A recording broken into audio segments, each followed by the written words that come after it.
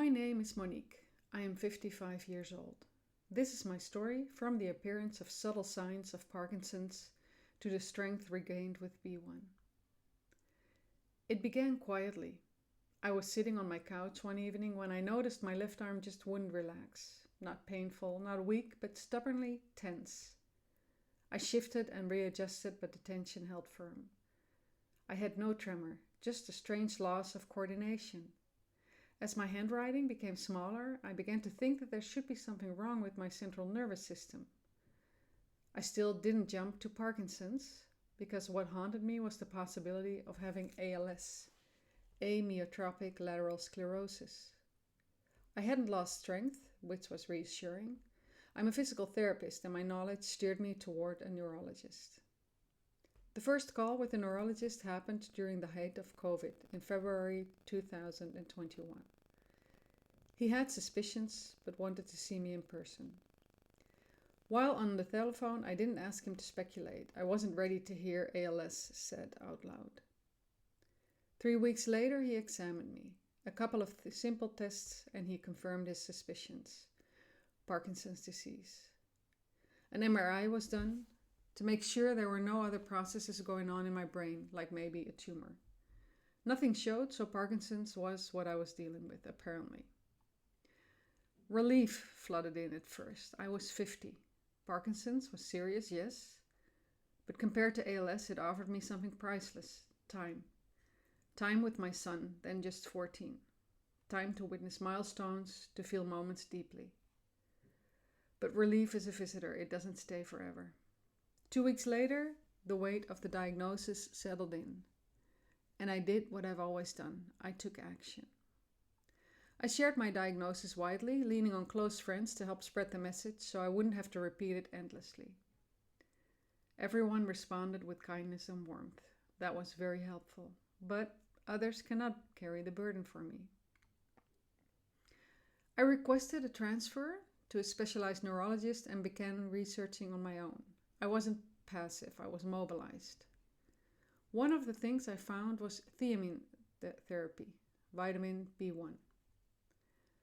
Through Facebook communities, I discovered a group led by Daphne Bryan, where people shared their experiences with B1 therapy. The information did give me hope. I ordered the book, joined discussions, and started the protocol. The energy boost was immediate. Then came more subtle victories. My sense of smell returned, my arm swing improved, and a sense of possibility emerged. Twice I tried increasing my dose to make sure I was getting the correct and maximum dose, but slight tremors appeared in my ring finger and the second time in my lip. So I returned to the oral dose of 500 milligrams, at which I've remained for about 4 years. I started B1 10 months into my diagnosis. I wasn't on levodopa-carbidopa yet. I started that 2 years later, when symptoms began to affect my quality of life. B1 helped, together with the lifestyle I built: research, exercise, community, and purpose. I was not on levodopa and experienced dramatic improvements within 6 months of using B1, 500 milligram orally. Energy improved immediately, and a few months later I noticed there was less tension in my arm and in my leg, and I could smell things again. I also work out twice a week for 1.5 hours. I walk about 30 to 60 minutes a day and attend a yin yoga class once a week. Today I continue to work nearly full-time as a writer and teacher, a job I love. And this love, I'm convinced, gives me dopamine in its own way. I've been part of research groups. My Parkinson's nurse and neurologist support the B1 regimen and are interested in it. The research assistant, from one appointment to the next, noticed that I was doing better than the last time and was quite surprised.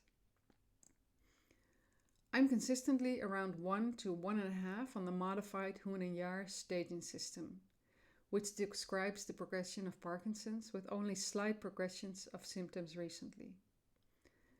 Parkinson doesn't define me. It's part of my life. I hate having it, but I'll keep looking for opportunities to deal with it. And I try to help others deal with it through my Parkinson handbooks. And if my story sparks a little light in someone else's journey, then this diagnosis will be easier to bear for me.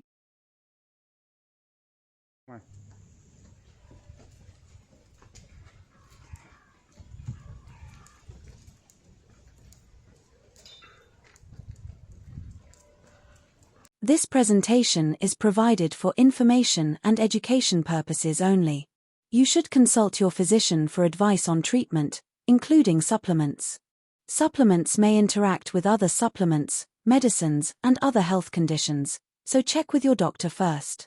Any actions taken based on what is provided and mentioned in this presentation is your sole responsibility.